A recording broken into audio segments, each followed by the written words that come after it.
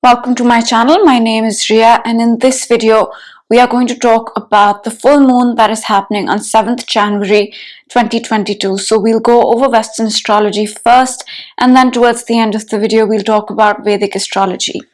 So let's get started. Now, a full moon is when the moon and the sun oppose each other like this. That's a full moon, right? And generally speaking, in astrology, full moons represents a point of completion, a point of clarity, a point of culmination or emotional release, right? So things complete themselves on a full moon.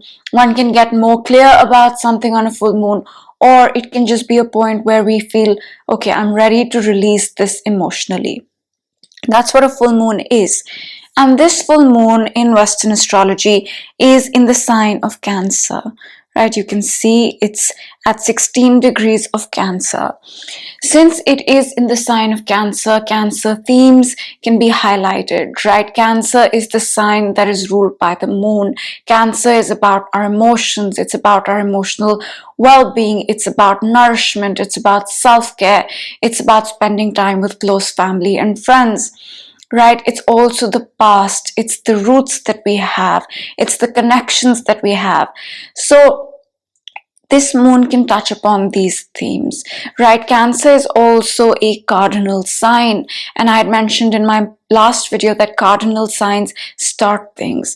So there's this energy of starting something with this moon as well, although full moons are something coming to a culmination, right? So that's in our personal lives. Maybe we pay more attention to ourselves, our needs, what makes us happy, our emotions, right? Maybe we spend more time with family. Maybe these themes come up.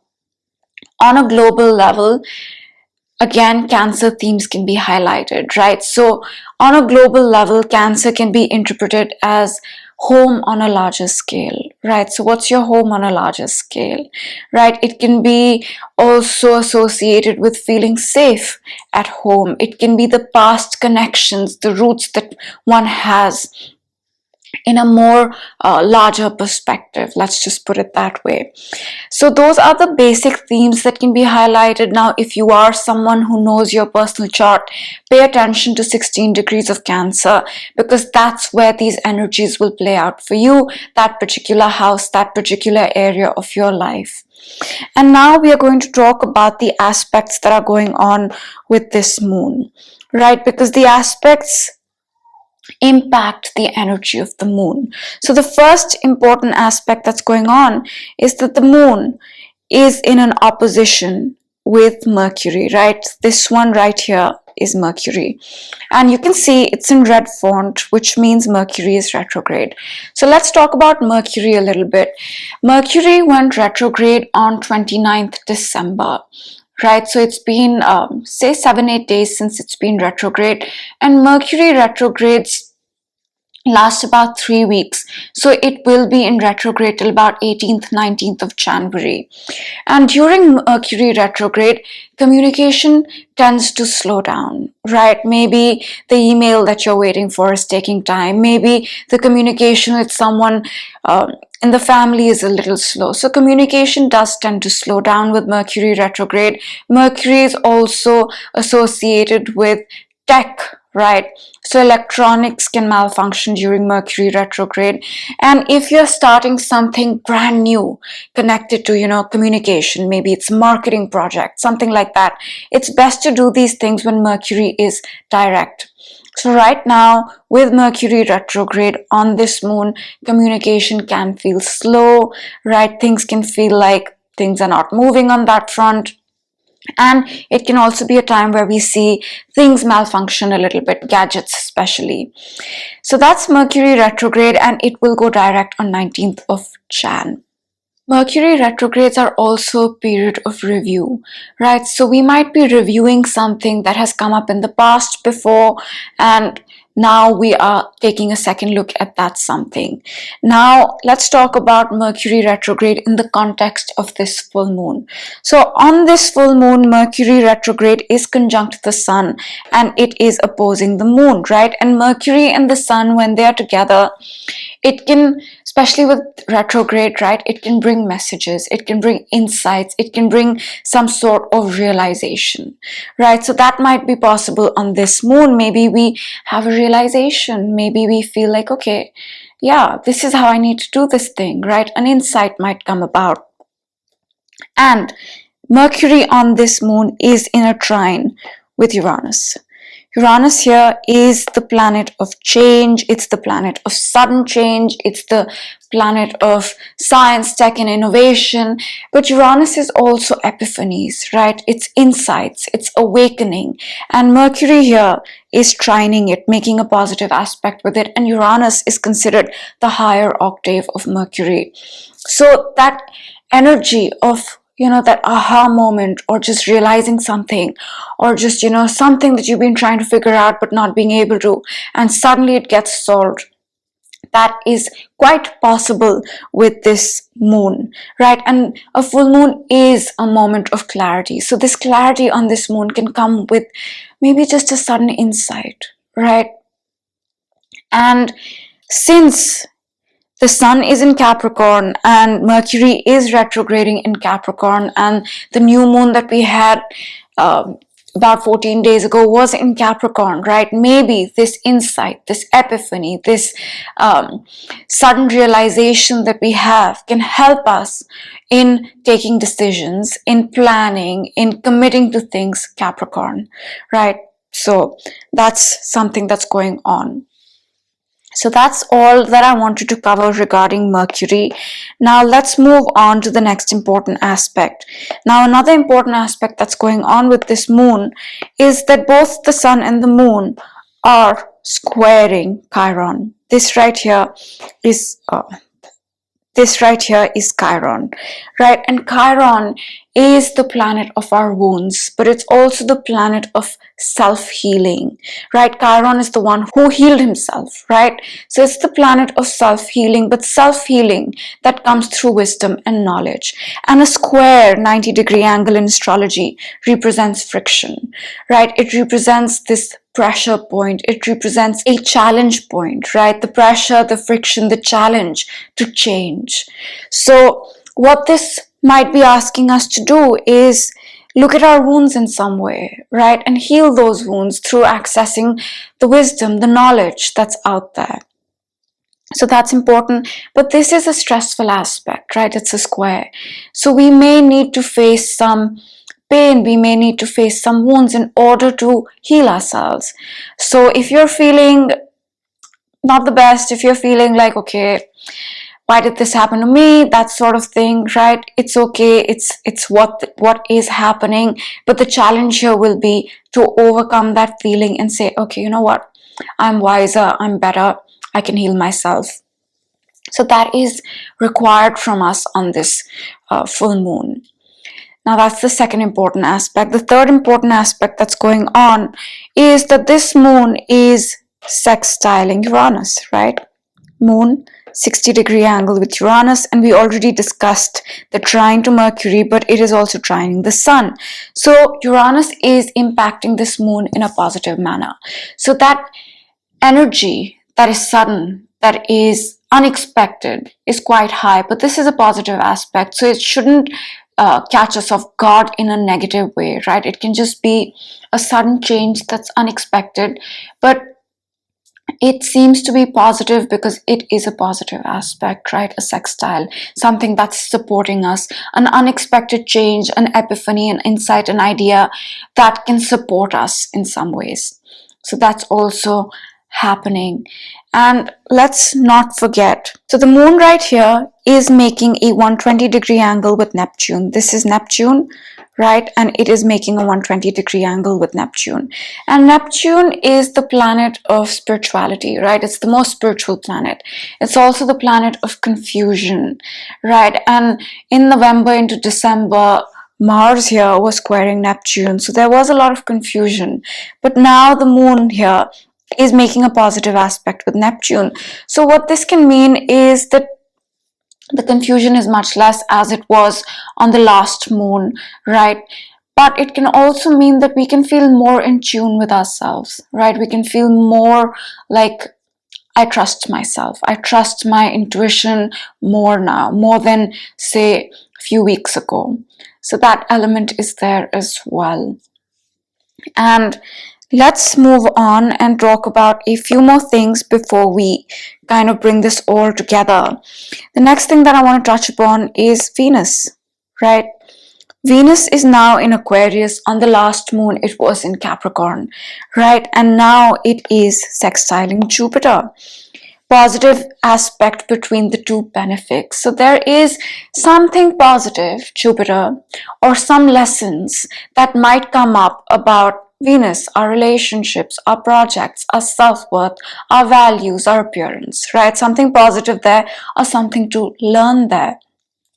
But this is a harmonious aspect, so it won't be, a very stressful sort of lesson. It can just be a little lesson that comes our way. So that's also happening on this moon. And let's not forget that Jupiter is at 1 degrees of Aries, almost at 2 now, right? And Jupiter has entered Aries after a while. I mentioned this in my last video as well. It entered Aries May 10th, 2022, and then it entered Aries again in December, and now it's at 2 degrees almost, right? And Jupiter in Aries begins a new 12-year cycle.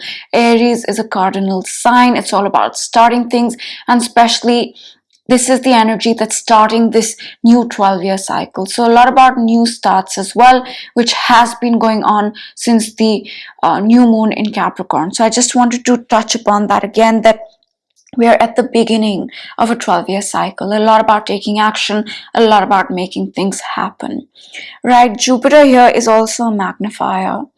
So it can magnify the sign of Aries. Aries is associated with new beginnings. It's about taking action. It's about making things happen. But Aries is also impulsive. I'm not saying if you're Aries, you're these things. I'm just saying Aries as an energy can be impulsive. Each energy has a positive manifestation and a negative manifestation. The positive of Aries is this: I'm going to get this. I'm going to get this for myself. I'm going to do this. I'm going to achieve this, right? So that's Aries. Aries is about starting new things. But the negative of Aries is that it can be impulsive, right? It can not think things through. It can just do things without really thinking of the consequences. So while we have this abundance of energy saying take action, move forward, start new things in your life, right? We must think those things through a little bit. And especially because Mars here, we'll talk about Mars more in detail, but especially because Mars here is retrograde on this moon, and so is Mercury, right? So it will serve us well to slow down, review, think things through, and then move forward. And Jupiter is considered a benefic, yes, in astrology, but Jupiter is the guru, right? That's another word for Jupiter. Especially in Vedic astrology, Jupiter is the guru. Guru is a teacher. So Jupiter is the biggest teacher, right? Yes, it does give gifts, but it also brings these profound lessons of wisdom, right? Lessons that are beyond the intellectual, right? It's not the logical, it's not the material, it's more abstract. It's about the higher things in life. So Jupiter brings that wisdom. So I just wanted to touch upon this. And I think that's pretty much what I wanted to say about Venus. Now we'll just talk about the Saturn-Uranus square, which has eased off a lot now, right? This is Saturn and this is Uranus. They've been making a 90-degree angle, and now you can see the difference is 8 degrees almost, right?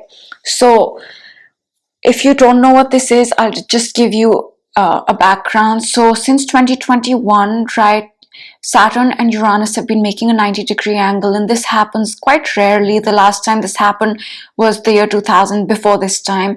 And 2021, Feb, June, and December, this aspect was very intense, and it was very intense October into November of this year, right? And this aspect can make us feel restricted. It can make us feel limited. It can make us feel controlled. Why?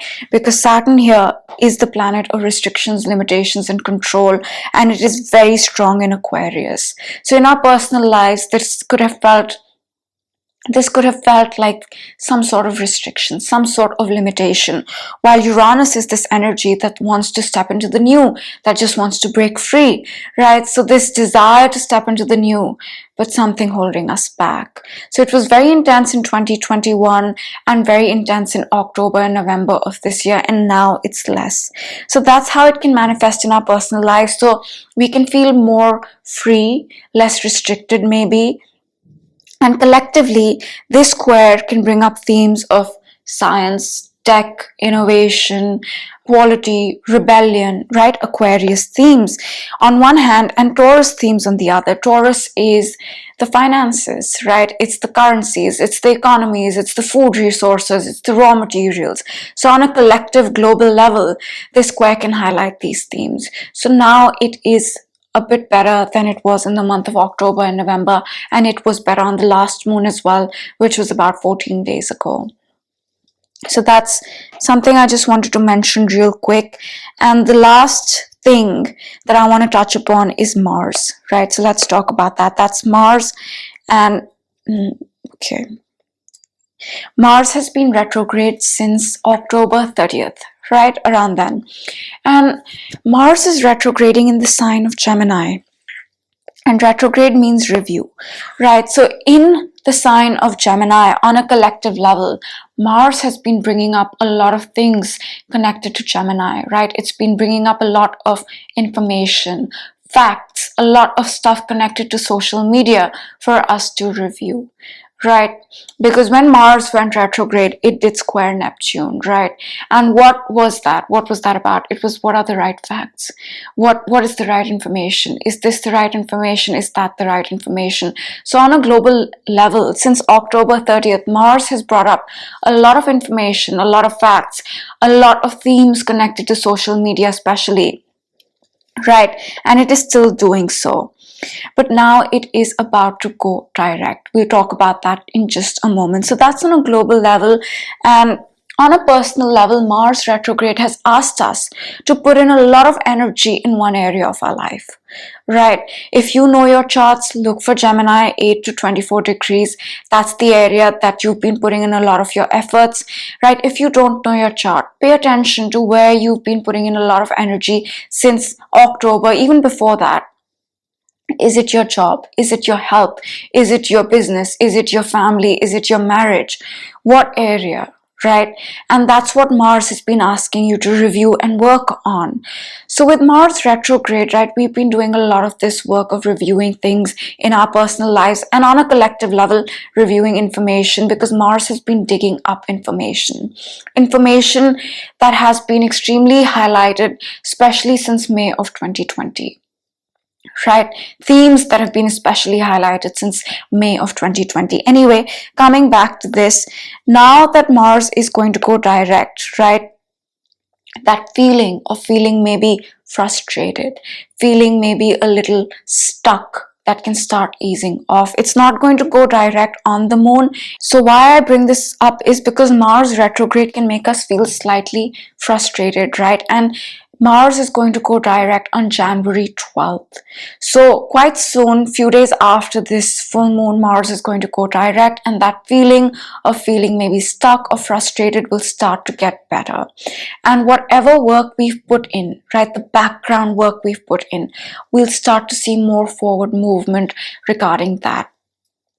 Now, that's Mars retrograde. And why do I bring up Mars retrograde? Because after this full moon on Jan 7th, the next new moon is on Jan 21st, right? And between these two moons, we'll have both Mercury and Mars go direct. Mars will go direct on Jan 12th and Mercury on, say, Jan 18th or 19th. So we'll feel like things are moving a little bit more after Jan 12th and more so after Jan 18th or 19th. Right, so that's what I wanted to touch upon with Mars. And to sum it up, I would say that this moon is a lot about paying attention to your inner needs, right? It's also a moon that can bring realizations, that can bring some insights and epiphanies. There's a lot about healing, but the healing can come, it has to come from within, but we might need to do some work to be able to heal ourselves, right? So that's important. And for after this moon, before the next moon, with Mars and Mercury going direct, we'll begin to see a little bit of forward movement. Now, one more thing I'd like to mention before I talk about where this moon is happening in Vedic astrology is the fact that in Vedic astrology, Saturn is changing signs, right? So in Western astrology, Saturn is still in Aquarius. You can see this 23 degrees of Aquarius. Only in March will it enter the sign of Pisces. But in Vedic, one of the differences between Vedic and Western is that energies are a little bit behind in Vedic astrology. So Saturn is still in Capricorn in Vedic astrology, but on Jan 17th, it does enter the sign of Aquarius. Right, so that's something to look out for, something to watch out for. And if you're someone who follows Vedic astrology as well, that's a big change in Vedic coming up. So you might want to look at your chart and see what's happening with that. So I just wanted to mention that Saturn is entering the sign of Aquarius, and now for a few months, about 2.5, 3 months, both in Western and Vedic, Saturn will be in Aquarius. So now let's talk about Vedic astrology and what's going on. So in the last video, I did show the charts, but in this video, I'm not going to show the chart. So in Vedic astrology, this moon is happening in the sign of Gemini. Like I said, the difference is that in Vedic, the energies are a little bit behind. And more importantly, it's happening in the nakshatra of Punarvasu. Right, Vedic also has the nakshatra system or lunar mansions, which are smaller divisions of a sign. They have their own meaning, own interpretation, even their own ruler. So this one is in the nakshatra of Punarvasu. Right, in my last video, I showed how it changes when we apply the unequal and equal nakshatra system. In this one, with both systems, it falls in Punarvasu.